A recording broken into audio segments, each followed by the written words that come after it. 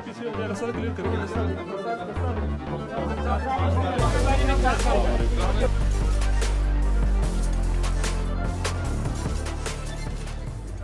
जो वो हुक्म करेंगे वो बजा लाएंगे। इस्तीफ़े कहेंगे तो इस्तीफ़े दे देंगे, कहेंगे जान दे दो तो जान दे देंगे।